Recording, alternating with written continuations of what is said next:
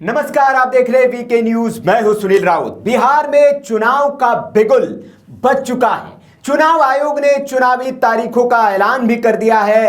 राज्य की कुल 243 विधानसभा सीटों पर 2 चरणों में चुनाव होगा। जी हां, बिहार में ऐसा पहली बार हो रहा है जब 2 चरणों में, हाल के दिनों में 20 वर्षों की अगर बात करें तो 2 चरणों में चुनाव होने जा रहा है। इस पहले चरण का जो मतदान है वो 6 तारीख को होगा, नवंबर महीने में 121 सीटों पर मतदान होगा। और दूसरा 11 तारीख को दूसरे चरण का जो 11 नवंबर को मतदान होगा और इस दिन 122 सीटों पर मतदान किया जाएगा। और इस बार चुनाव में 7 करोड़ 42 लाख वोटर जो है अपने मतदान का प्रयोग करेंगे, जिसमें से 3 करोड़ 92 लाख पुरुष है, जबकि 3 करोड़ 49 लाख महिला वोटर है जो अपने उम्मीदवारों के भाग्य का फैसला तय करेंगे। 14 लाख नए वोटर भी है जो बिहार में मतदाता पहली बार बने हैं, वो पहली बार वोट करेंगे और अपना जनप्रतिनिधि चुनेंगे। लेकिन चुनाव आयोग के इस फैसले में एक बहुत महत्वपूर्ण संदेश छिपा है, और क्या उस पर हम सब ने या आपने गौर किया? बिल्कुल नहीं। तो यही इस वीडियो में आज बिहार की बात में हम बात करेंगे कि कैसे चुनाव आयोग ने बिहार में हो रही तरक्की, बिहार में जो चहुमुखी विकास हो रहा है, उस पर भी एक तरह से ये जो चुनाव आयोग के ऐलान है वो दिखाता है, वो गौर करने वाली बात है।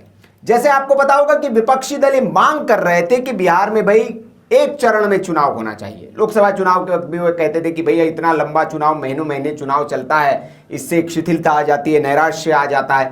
कम से कम चरणों में चुनाव होना चाहिए, चुनाव आयोग से ये मांग विपक्ष कर रहा था।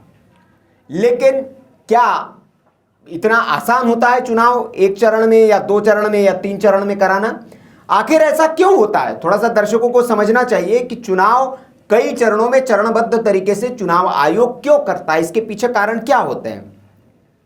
तो दरअसल चुनाव आयोग जो है सबसे पहले ऐसे यूं ही वो चुनाव की तारीखों का ऐलान नहीं करता, उसके पीछे गहन अध्ययन होता है, एक रिसर्च होता है, अलग अलग विभागों के साथ मंत्रणा होती है, और उसके आधार पर जो इनपुट उन्हें मिलता है उस आधार पर फिर चुनाव आयोग अपनी प्लानिंग और पूरा एक रोड मैप चुनाव को लेकर तैयार करता है। क्योंकि चुनाव कराना इतना आसान काम नहीं है। दूर दराज के गांवों तक आपको अपनी पोलिंग पार्टीज को पहुंचाना है, जंगलों में नदी नालों को पार करके पोलिंग पार्टीज जाती है, और एक एक मतदान के लिए भी, जहां 1 वोटर रहता है वहां के लिए भी चुनाव आयोग जाता है। और पहाड़ियों पर, गिरी कंदराओं में रहने वाले लोगों का भी अगर वो चुनाव आयोग में रजिस्टर्ड है तो उसका वोट चुनाव आयोग लेकर आता है। इतना महत्वपूर्ण काम चुनाव आयोग के सामने होता है, और इसमें तमाम तरह के संसाधन भी लगते हैं, सुरक्षा की जिम्मेदारी भी होती है।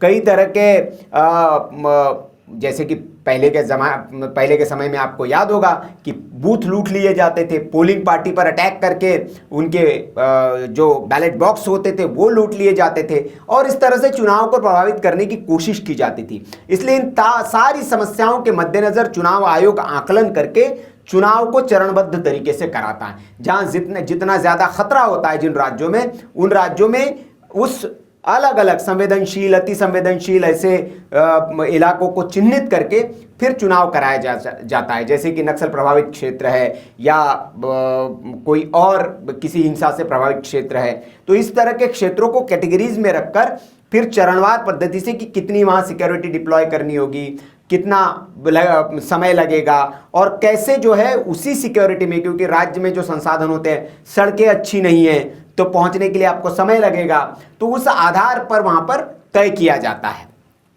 और इसके लिए चुनाव आयोग जो है केंद्रीय गृह मंत्रालय के साथ, खुफिया एजेंसियों के साथ, राज्य प्रशासन के साथ संपर्क में रहता है, उनसे रिपोर्ट लेता है, और इन रिपोर्टों के आधार पर फिर तय होता है, क्योंकि वो बताते हैं कि कौन से इलाके संवेदनशील है, नक्सल प्रभावित है, कहाँ कानून व्यवस्था का खतरा है, और कहाँ सुरक्षा बलों की कितनी उपलब्धता है, कितनी चाहिए होती है, और उसी के आधार पर एक मतदान कैसे संभव होगा ये चुनाव आयोग तय करता है। अब जैसे कुछ राज्य हैं जहां एक बार में भी मतदान संभव हो जाता है, उनमें जैसे कि आप बात करेंगे केरल, तमिलनाडु, गोवा, ये ऐसे राज्य हैं जहां देखा होगा कि अपने चुनाव आयोग 1 चरण में ही चुनाव करा देता है।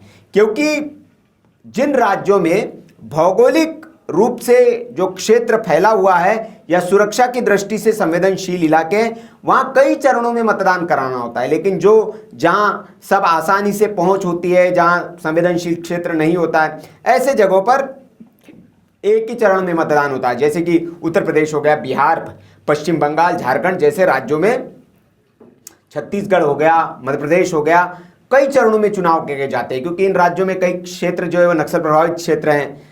जैसे आंध्र प्रदेश हो गया, आप दक्षिण भारत में चले जाएंगे तो इसीलिए। लेकिन बिहार में अगर आप देखेंगे 2010 वो समय था जब चुनाव आयोग को 6 चरणों में चुनाव कराने पड़े थे। कितने चरणों में? 6 चरणों में चुनाव कराने पड़े थे बिहार में 2010 में। अब आप सोचिए कि 2010 में बिहार की क्या हालत होगी कि चुनाव आयोग को 6 चरणों में चुनाव वहां पर कराने पड़े थे। और चुनाव चरणों, अलग अलग चरणों में क्यों कराने पड़ते, इसके कारण मैंने बताया। बिहार तब बहुत पिछड़ा हुआ था, पिछड़े राज्यों की श्रेणी में आता था, संसाधन नहीं थे, सुरक्षा नहीं थी, जगह जगह जंगल राज जिसे कहा जाता है उस तरह के वो लगे हुए थे, माफिया, बाहुबली, अपहरण उद्योग चला करता था। तो उस तरह का बिहार था 2010 में, और इसीलिए 6 चरणों में चुनाव संपन्न हुए। फिर 2010 के बाद जैसे जैसे समय बदला, तो आप देखिए फिर 15 में जब 5 साल बाद उसके जब सत्ता परिवर्तन हुआ तो बिहार थोड़ा सुधरने लगा। 5 चरणों में फिर चुनाव हुए 2015 में। फिर आप देखेंगे जो 2020 का चुनाव था उसको चुनाव आयोग ने घटाकर 3 चरणों तक लेके आया, और अब इस बार के जो चुनाव है 2025 के केवल 2 चरणों में होने जा रहे हैं। तो आप इससे अंदाजा लगा सकते हैं कि अब बिहार जो है, बिहार में कितना बदलाव हुआ है कि चुनाव आयोग, जाहिर सी बात है कि राज्य सरकार ने उनको रिपोर्ट दी और राज्य सरकार के रिपोर्ट के आधार पर चुनाव आयोग ने फैसला लिया होगा। तो ये जो चुनाव आयोग का जो ऐलान है, ये जो 2 चरणों में चुनाव करने का ऐलान है, ये अपने आप में जो है बिहार की प्रगति, स्थिरता जो है बिहार में, उसकी गवाही दे रहे हैं।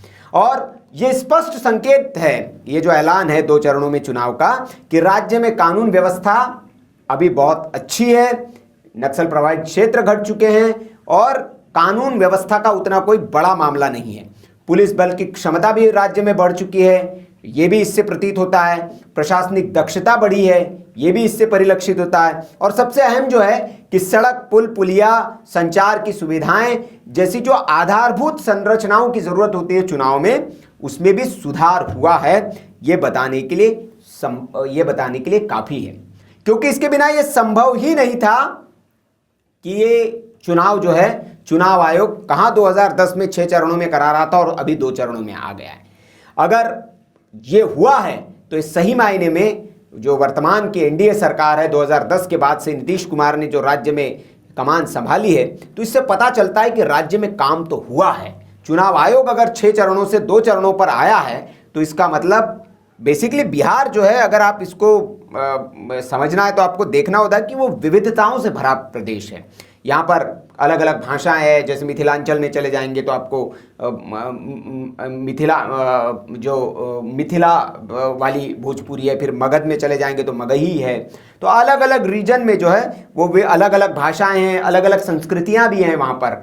और भौगोलिक परिस्थितियों की अगर बात करेंगे तो कई परतें आपको वहाँ पर मिलेंगी। वहाँ पर गंगा नदी है, कोसी नदी है, और आप देखेंगे कि हमेशा बाढ़ से प्रभावित ज़्यादा ये राज्य रहता है, क्योंकि नदियाँ हमेशा उफान पर रहती है। नेपाल से सटा हुआ इलाका है, तो बॉर्डर इलाका होने की वजह से जो सीमांचल का इलाका है, और ऐसे राज्य में सड़कें, पुल, परिवहन का नेटवर्क अगर आधुनिकीकरण नहीं हुआ होता तो 2 चरणों में शांतिपूर्ण चुनाव कराना एक बड़ी चुनौती चुनाव आयोग के सामने होने वाली थी। लेकिन अगर 2025 का चुनाव 2 चरणों में हो रहा है तो ये केवल एक प्रशासनिक निर्णय नहीं है। इसको हम सिर्फ ऐसे नहीं देख सकते कि एक प्रशासनिक तौर पर लिया गया यह निर्णय है और 2 चरणों में चुनाव आयोग चुनाव करा रहा है। इतना आसान नहीं होता है, क्योंकि चुनाव आयोग के जो अधिकारी है, जो अगर आपके कोई परिचित है तो उनसे आप पूछिए, या जो चुनाव में जाते हैं, जो लोग इसका हिस्सा होते हैं इस प्रक्रिया का, उनसे आप जरा वार्तालाप करिए तो आपको पता चलेगा कि कितनी जटिल प्रक्रिया होती है। और ऐसे में 2 चरणों में बिहार में अगर चुनाव कराने का फैसला चुनाव आयोग ने किया है तो निश्चित तौर पर यह इस बात पर मुहर है कि बिहार बदला है, बिहार में बदलाव हुआ है और बिहार में विकास जमीन पर हुआ है। सिर्फ वादों और भाषणों में विकास नहीं हुआ है। जो कहा जाता है कि जी हम पुल पुलिया बना दिए, लेकिन पता चला कि वो सिर्फ कागज पर पुल बने हुए। तो अगर नदियों से घिरा हुआ एक प्रदेश जो है जहाँ बड़ी बड़ी नदियाँ हो, और आप जाहिर सी बात है कि जब बारिश होती है, बारिश के वक्त में एक जगह से दूसरे जगह पहुँचने में बड़ी मशक्क़त करनी पड़ती है, लेकिन पुल पुलिया जब होते हैं तो आप बारिश के दौर में भी जब नदियाँ उफान पे भी हो तो आप जा सकते हैं, पहुँच सकते हैं। सड़कें अच्छी हो तो आप जल्दी प्रवास करके पहुँच सकते हैं। तो ये जो चुनाव आयोग ने 2 चरणों में चुनाव कराने का फैसला लिया है, ये बिहार के जो विकास है, सुशासन है और जो एनडीए की वहाँ की जो प्रतिबद्धता है कि भैया यहाँ राज्य में विकास करना है, राज्य को हमें आगे बढ़ाना है, उस पर मुहर लगाता है। और इसीलिए आप देखेंगे न सिर्फ चुनाव आयोग बल्कि बिहार की जनता भी इस बात को एक्सेप्ट कर रही है। जहाँ विपक्ष एक तरफ बेफिजूल के मुद्दे उठाने में लगा हुआ है, जबकि ग्राउंड पर जो मुद्दे हैं उन मुद्दों पर बात न करके नीतीश कुमार अगर प्रणाम कर रहे हैं तो उस मुद्दे को आप उठा लेंगे। वोट चोरी का एक फर्जी मुद्दा आपने नैरेटिव बनाने की कोशिश की, उसमें आप विफल हो गए। लेकिन जो ज़मीनी हकीकत है, जैसे कि कांग्रेस पार्टी की ओर से देखिए 15 दिनों तक राहुल गांधी बिहार की यात्रा पर एक ऐसे मुद्दे को लेकर निकले जिसका ज़मीन पर कोई अस्तित्व नहीं है। और जबकि अभी चुनाव की तारीखों का ऐलान हो गया, कांग्रेस पार्टी ज़मीन से नदारद है, मुख्यमंत्री का महागठबंधन का चेहरा तय नहीं है और राहुल गांधी देश में ही मौजूद नहीं है, वो विदेश में है। भाई साहब, कोलंबिया में चुनाव नहीं है, चुनाव बिहार में। इस वक्त राहुल गांधी को एक पार्टी के भविष्य के प्रधानमंत्री, वो अपने आप को पार्टी उनको बताती है, और पार्टी के लीडर के तौर पर उनको बिहार में अपना वक्त खपाना चाहिए, बिहार में ग्राउंड को मजबूत करना चाहिए। एक तरफ भारतीय जनता पार्टी एनडीए है जिनका हर नेता बिहार में ग्राउंड पर लगा हुआ है बूथ को मजबूत करने में, और कांग्रेस का नेता विदेश में नैरेटिव सेट करने में लगा है। और वहां जाकर क्या कहते हैं राहुल गांधी कि मुझे नहीं लगता है कि भारत जो है वो दुनिया का नेतृत्व करने के लिए की क्षमता रखता है। इसी तरह का कुछ उनका बयान है। तो आप इस तरह के बयान जाकर देते हैं और फिर आप कहेंगे कि नहीं वोट चोरी हो रही है, ईवीएम हैक हो गई है, तो ये फिर बहाने आप बनाते रहिए और यही आपको करना पड़ेगा। क्योंकि जनता, और उसके बाद सर्वे जो आ रहे हैं बिहार में आप देखिए वो भी यही बता रहे हैं कि एनडीए को 150 से 160 सीट तक जो है वो सर्वे का अनुमान है। तो ये सर्वे यूं ही नहीं है, क्योंकि चुनाव आयोग के जो 2 चरणों के चुनाव का जो फैसला है यही बता रहा है कि कैसे बिहार में जो है वो विकास हुआ है, और बिहार की जनता भी इस पर मुहर लगा रही है। तभी जो सर्वे आ रहे हैं चुनाव से पूर्व, उसमें ये जो बातें हैं वो परिलक्षित हो रही है। तो ये बिहार की बात में ये जो हमारा आकलन है, जो हमारा विश्लेषण है, क्या आप इससे सहमत हैं? आपको लगता है कि चुनाव आयोग ने जो फैसला लिया है इसमें सरकार के विकास की महत्वपूर्ण भूमिका है, और तभी जाके ये 6 चरण से 2 चरण पे चुनाव आया है, अन्यथा बिहार में संभव नहीं था। और अगर ऐसा है तो इसका श्रेय जो है वो मौजूदा सरकार को तो जाना चाहिए। तो क्या आपको लगता है कि इसमें सत्यता है? अगर आपको ये विश्लेषण हमारा ठीक लगा तो आप कमेंट करके ज़रूर बताएं। वीडियो अच्छा लगा हो तो लाइक करें, शेयर करें, और ऐसी खबरों के लिए आप देखते रहिए वीके न्यूज़। नमस्कार। वीके न्यूज़, राष्ट्र के नाम।